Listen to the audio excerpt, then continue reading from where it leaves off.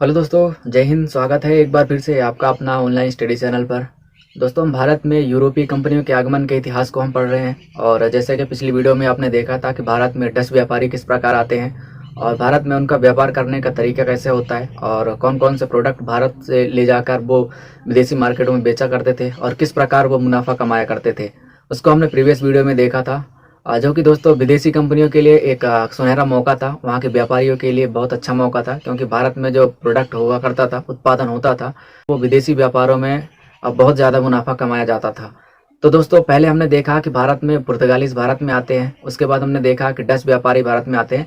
और आज की वीडियो में हम देखने वाले हैं दोस्तों कि भारत में अंग्रेजों का आगमन किस प्रकार होता है और इनका फैलाव कैसे होता है और कब तक ये भारत में बने रहते हैं और इनकी व्यापार नीति कैसी होती है। इन सभी पॉइंट्स को दोस्तों हम एक डिटेल स्ट्रक्चर्ड वे में पढ़ेंगे। एक एक सन को हम इसमें इंक्लूड करेंगे कि कौन से सन में ये लोग भारत पर आते हैं, कौन से ईयर में क्या क्या काम किए थे। तो शुरू करते हैं आज की वीडियो में दोस्तों। भारत की जो कृषि थी, भारत का जो उत्पादन होता था, इसका विदेशों में जाके बहुत वैल्यू हुआ करती थी, काफ़ी चर्चाएं थी भारत के उत्पादन के बारे में। तो दोस्तों, कई लोगों को भारत में आने का रास्ता पता नहीं होता है। उसी प्रकार दोस्तों, अंग्रेजों को भी पहले भारत का कोई अता पता नहीं होता है कि आखिर ये किस महाद्वीप में है और है कहाँ पे। 1578 ईस्वी में दोस्तों एक सर फ्रांसिस ड्रेक नाम का एक समुद्री नाविक होता है, जो वो भारत से व्यापार किए हुए प्रोडक्ट को ले जाकर विदेशी मार्केटों में बेचने जाने वाले एक जहाज वो लूटता है, जिससे उसको उस जहाज में एक मैप मिलता है, भारत आने के रास्ता को दर्शाता है। तो इस प्रकार दोस्तों उनको पता चलता है कि भारत यहाँ पर स्थित है इसकी और किस प्रकार से भारत में जाया जा सकता है। तो दोस्तों, वो 1599 ईस्वी में जॉन मिल्डन हॉल नामक का एक ब्रिटिश यात्री होता है, वो पहले थल मार्ग से भारत पर आता है।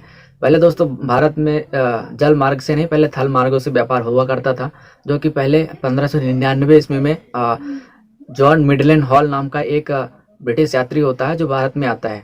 यह यात्री वापस जाता है इंग्लैंड में और वहाँ के व्यापारियों के द्वारा एक संगठन बनाया जाता है और जिसका एक नाम दिया जाता है the governor and company of merchant of trading into the east Indies, यानी कि पूर्वी देशों में व्यापार करने का एक संगठन बनाया जाता है, जिसका नाम दिया गया दोस्तों ईस्ट इंडिया कंपनी। तो आपने पढ़ा था पिछले वीडियो में दोस्तों डच ईस्ट इंडिया कंपनी के बारे में, और आज की वीडियो में हम देखने वाले हैं कि जो अंग्रेजों की ईस्ट इंडिया कंपनी थी उसके बारे में आज हम देखने वाले हैं।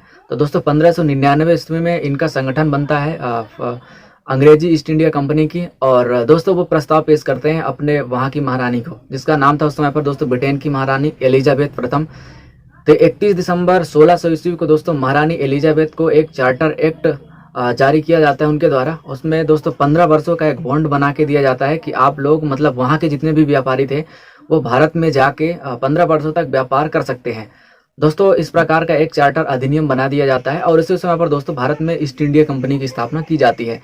तो ये दोस्तों काफ़ी इंपॉर्टेंट है, कई बार परीक्षा में पूछा जा चुका है कि भारत में ईस्ट इंडिया कंपनी की स्थापना कब की गई थी। तो आप याद रखना, एक है डच ईस्ट इंडिया कंपनी और एक है अंग्रेजी ईस्ट इंडिया कंपनी। तो दोस्तों इसमें थोड़ा सा फर्क है। जो अंग्रेजों की ईस्ट इंडिया कंपनी की स्थापना की गई थी वह 1600 ईस्वी में की गई थी, जबकि डच ईस्ट इंडिया कंपनी की स्थापना 1602 ईस्वी में की गई थी। इसको आपने प्रीवियस वीडियो में देखा होगा। आपको ये ध्यान रखने वाली बात है, क्योंकि यहाँ से प्रश्न पूछ लिया जाता है, जो कि ये सेम लगता है, इसलिए आपको यहाँ पे थोड़ा सा ध्यान रखना है। अंग्रेजों की पहले हुई थी, डचों की बाद में हुई थी, इतना आप याद रखना। इसके बाद दोस्तों 15 वर्षों तक का अधिकार मिल जाता है व्यापारियों को पूर्वी देशों में अधिकार करने के लिए। 1609 में दोस्तों ब्रिटिश में एक दूसरा सम्राट आता है जिसका नाम होता है जेम्स प्रथम। इसने दोस्तों ये देखता है कि भारत में यानी कि वो जो पूर्वी देश होते हैं वहाँ पर व्यापारियों को केवल 15 वर्षों की बॉन्डिंग दी गई थी, जिसको हटाकर उसने दोस्तों अनिश्चित काल के लिए यह घोषणा कर दिया था, यानी एकाधिकार पत्र दे दिया था।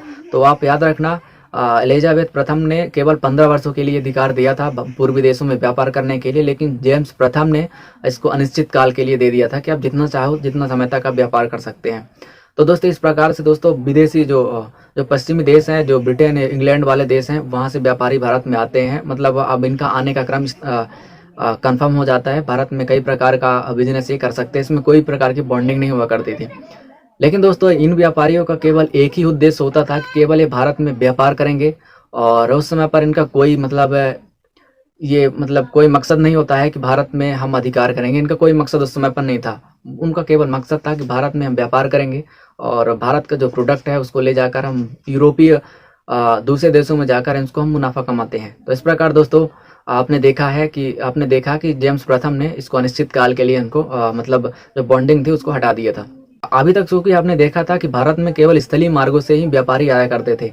अब 1600 में ईस्ट इंडिया कंपनी की स्थापना हो चुकी थी, तो अंग्रेज ईस्ट इंडिया कंपनी की जो प्रथम समुद्री यात्रा थी वो स्टार्ट होती है। वो दोस्तों कहाँ से स्टार्ट होती है? पहले जावा, मलक्का, सुमात्रा के क्षेत्र में ये स्टार्ट होती है।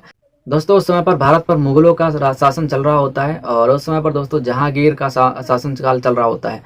तो 1608 ईस्वी में भारत में एक फैक्ट्री स्थापित करने के लिए विलियम्स हॉकिंस नाम का एक जो ब्रिटिश यात्री होता है वह भारत में इसको भेजा जाता है राजदूत के रूप में कि 1608 ईस्वी में मुगल सम्राट जहांगीर के दरबार में जाए और दोस्तों वहां पर इस फैक्ट्री खोलने की अनुमति प्राप्त करे। तो दोस्तों 1608 ईस्वी में यह भारत में यानी जहांगीर के दरबार में आता है और फैक्ट्री खोलने की अनुमति प्राप्त करता है और उसको मिल भी जाती है कि भारत में वह अपनी फैक्ट्री स्थापित कर सकता है।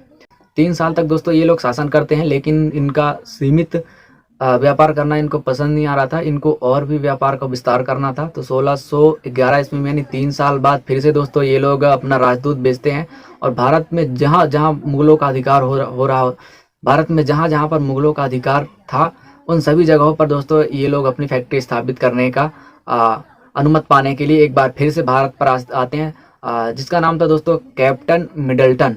ये दोस्तों 1611 ईस्वी में एक बार फिर से भारत पर आता है और भारत में परमानेंट कारखाने खोलने की यहाँ अनुमति प्राप्त करता है और इसको मिल भी जाती है। 2 साल बाद दोस्तों ये लोग 1613 ईस्वी में ये लोग भारत से जो पुर्तगालीज थे ये लोग भारत का प्रोडक्ट लेकर विदेशों में जा रहे होते हैं। तो पुर्तगालियों के द्वारा मतलब अंग्रेजों के द्वारा जो पुर्तगालियों का जहाज था उसको बीच समुद्र में इनको लूटा जाता है। जिस प्रकार से दोस्तों पुर्तगालियों का जो शासन करने का जो एक अनुबंध प्राप्त हुआ था वो दोस्तों उनका भंग हो जाता है। तो इस प्रकार दोस्तों अंग्रेज जो है पुर्तगालियों पर ऑलरेडी भारी हो चुके होते हैं। 1615 ईस्वी में हम देखेंगे कि जेम्स प्रथम का एक राजदूत था जिसका नाम था सर टॉमस रो। व्यापार की संधि प्राप्ति के लिए आता है, सभी भागों में अपनी कंपनी स्थापित करने की यह योजना बनाता है और अधिकार प्राप्त करता है। तो दोस्तों आप याद रखना 1615 ईस्वी में ब्रिटिश जो राजदूत होता है सर टॉमस रो ये एक बार फिर से जहांगीर के दरबार में आता है और जितना भी इलाका होता है मुगलों का वहाँ सब जगह दोस्तों परमानेंट कंपनी स्थापित करने की यह योजना बनाता है और अनुमति प्राप्त करता है, जिससे उसको अनुमति भी मिल जाती है। इस प्रकार दोस्तों भारत में ये लोग अब पूरी तरीके से व्यापार कर रहे होते हैं। इनका दोस्तों व्यापारिक दृष्टिकोण से इनका फैलाव भी होने लगा था। 1623 तक दोस्तों सूरत, आगरा, अहमदाबाद, मछलीपट्टनम, भड़ौत सब जगह पर दोस्तों ये लोग अपनी कोठियाँ स्थापित कर चुके होते हैं, जिससे इनको व्यापार करना काफी सरल हो चुका होता है। 1623 के बाद इनका विस्तार दोस्तों फैलता जाता है। पहले दोस्तों भारत का जो दक्षिणी इलाका होता है वहाँ पर जो समुद्री तट वाला इलाका होता है वहाँ पर ये व्यापारी कोठियाँ स्थापित करते हैं। लेकिन दोस्तों अब इनका जो साम्राज्य था वो धीरे धीरे फैलने लगा था और ये दोस्तों भारत का जो उत्तरी एरिया है वहाँ पर पहुँचने लगते हैं। और भारत के उत्तरी एरिया के बाद दोस्तों 1633 ईस्वी में भारत का जो पूर्वी इलाका होता है वहाँ पर दोस्तों ये पहला कारखाना स्थापित करते हैं। तो आपको याद रखने वाली बात है यहाँ पे कि 1633 ईस्वी में ये दोस्तों अपना भारत के पूर्वी इलाकों पर पहला कारखाना स्थापित किए थे और मस्त तरीके से भारत में व्यापार कर रहे होते हैं। 1651 ईस्वी में दोस्तों इनका धीरे धीरे वो वाला इलाका फिर और एक्सपैंड होने लगा। पहले तो ये दोस्तों पहला कारखाना स्थापित किए, इसके बाद ये लोग अपना जो व्यापार है उसको बढ़ाने लगे। तो 1651 ईस्वी में दोस्तों बिहार, पटना, बंगाल, ढाका जो वर्तमान बांग्लादेश पे है वहाँ पर भी दोस्तों ये लोग व्यापार कर रहे होते हैं और अपना कारखाना स्थापित करते हैं। इसके बाद दोस्तों मस्त व्यापार करते हैं। 1661 ईस्वी में ब्रिटेन का जो राजा होता है चार्ल्स सेकंड ये दोस्तों पुर्तगाली राजकुमारी से विवाह कर लेता है, जिससे दोस्तों भारत का जो मुंबई वाला एरिया होता है उसको उसमें दहेज के रूप में मिल जाता है। अब दोस्तों इसको दहेज में मिलता है दोस्तों। अब ये जो मुंबई वाला रीजन होता है वहाँ पर भी दोस्तों इनका अधिकार धीरे धीरे हो चुका होता है, क्योंकि अब ब्रिटेन का जो चार्ल्स सेकंड राजा होता है, सम्राट होता है, अब उसको धीरे धीरे यहाँ पर अधिकार मिल जाता है। दोस्तों व्यापार करने के लिए दोस्तों ईस्ट इंडिया कंपनी को यह 10 पाउंड के वार्षिक किराए के रूप में ईस्ट इंडिया कंपनी के दोस्तों जो मुंबई वाला इलाका होता है इसको दे देता है कि यहाँ पर आप व्यापार करिए और किराए के रूप में 10 पाउंड वो लेने लगा था। दोस्तों उस समय पर भारत पर जहांगीर के बाद जो शासन होता है औरंगजेब का शासन चल रहा होता है। और चूंकि दोस्तों औरंगजेब के इतिहास को हमने पढ़ा था, यदि आपने नहीं पढ़ा है डिस्क्रिप्शन में लिंक डला है, वहाँ पर आप जाके देखना। पूरी प्लेलिस्ट हमने मुगल वंश की प्लेलिस्ट डाल रखी है, वहाँ पर जाके जरूर देखना। और दोस्तों एक छोटा सा रिक्वेस्ट है कि आपने चैनल को सब्सक्राइब नहीं किया है तो सब्सक्राइब जरूर करें और वीडियो अच्छा लगा हो तो वीडियो को लाइक करना।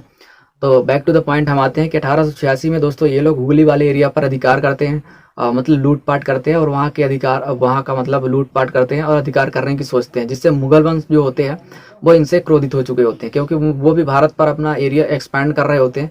और अब जब कोई दूसरा बाहरी शक्ति आती है तो उन पर दोस्तों इनका संघर्ष करना पड़ जाता है। तो जिससे दोस्तों अंग्रेजों को काफ़ी नुकसान का सामना करना पड़ता है और कई इलाके इनसे छिन जाते हैं। लेकिन बाद में दोस्तों अंग्रेजों के द्वारा क्षमा याचना मांगने पर औरंगजेब जो होता है इनको मतलब वापस अधिकार दे देता है कि हाँ ठीक है आप कर लो। मतलब उसके जुर्माने के रूप में 1.5 लाख रुपए मुआवजा के रूप में इनको देना पड़ा और दोस्तों इस प्रकार उनको वापस अधिकार प्रदान कर दिया जाता है। 1691 ईस्वी में दोस्तों एक शाही फरमान की तरफ दोस्तों मतलब जो टैक्स के रूप में होता है वो इन्होंने मतलब इकट्ठा टैक्स के रूप में इकट्ठा टैक्स के रूप में भारत की जो मुगल सेना थी उसको उन्होंने पटा दिया था टैक्स, जिससे खुश होकर उनको मतलब जो सीमा शुल्क लगते थे उसको उन्होंने मुफ्त कर दिया था। तो ये 1691 की घटना है। इसके बाद दोस्तों 1698 में हम देखते हैं कि जो भारत का जो कलकत्ता वाला रीजन है वो तीन गांवों को मिलाकर एक छोटा सा कलकत्ता के रूप में स्थापित किया जाता है अंग्रेजों के द्वारा। तो इस प्रकार कलकत्ता की नींव रखी गई थी 1698 ईस्वी में, जिसके बाद इसको दोस्तों एक किलाबंदी कर दिया जाता है और वहाँ का नाम दिया जाता है फोर्ट विलियम। तो आपको याद रखने वाली बात है कि 1698 ईस्वी में 3 गांवों की मिलाकर, जिसका नाम था सुल्तानती, कालीकाना और गोविंदपुरा नाम के 3 गांवों को मिलाकर कोलकाता शहर की नींव रखी जाती है और एक बाउंड्री के रूप में बनाई जाती है, बॉन्डिंग के रूप में, जिसका नाम रखा जाता है फोर्ट विलियम। शासन व्यवस्था चलाने के लिए वहां पर अब चाहिए एक प्रशासन सुचारू रूप से। तो ये दोस्तों वहाँ का एक प्रेसिडेंट मतलब चुनते हैं, वहाँ पर प्रेसिडेंट और काउंसिल की व्यवस्था करते हैं वहाँ पर, और चार्ल्स आयर को प्रथम प्रेसिडेंट नियुक्त किया जाता है। 1700 ईस्वी में दोस्तों ये कोलकाता को पहला अपना प्रेसिडेंट नगर नियुक्त कर दिया जाता है। अब चूंकि यहाँ पर दोस्तों जब इन्होंने अपनी राजधानी वहाँ पे बना ली थी तो 1774 ईस्वी से लेकर 1911 ईस्वी तक ब्रिटिशों की जो राजधानी हुआ करती थी तो कोलकाता हुआ करती थी। आपको ध्यान रखना है ये बात। विलियम हेजेस नाम का एक व्यक्ति था जो बंगाल यानी कि जो कोलकाता वाला इलाका होता है वहाँ का पहला अंग्रेज गवर्नर होता है। चूंकि विदेशी भारत पर आए थे तो अंग्रेज ही थे और पहला गवर्नर जनरल होते हैं। तो इस प्रकार दोस्तों हमने देखा कि भारत पर अंग्रेज कंपनियों का आगमन किस प्रकार होता है। अंग्रेजों के बाद दोस्तों फ्रांसीसियों का भी आगमन होता है, लेकिन उससे पहले छोटी सी कंपनी, विदेशी कंपनी और आई थी जिसका नाम है डेनिस। डेनिसों का आगमन किस प्रकार होता है दोस्तों। डेनिस जो थे तो क्रम के रूप में हम देखेंगे कि चौथे यूरोपीय थे जो 1616 ईस्वी में ही भारत पर आते हैं। 1620 ईस्वी में दोस्तों कई जगहों पर, छोटी छोटी जगहों पर, जैसे ट्रैंकोबार, 1676 ईस्वी में बंगाल वाले इलाका में छोटी छोटी फैक्ट्रियां स्थापित करते हैं।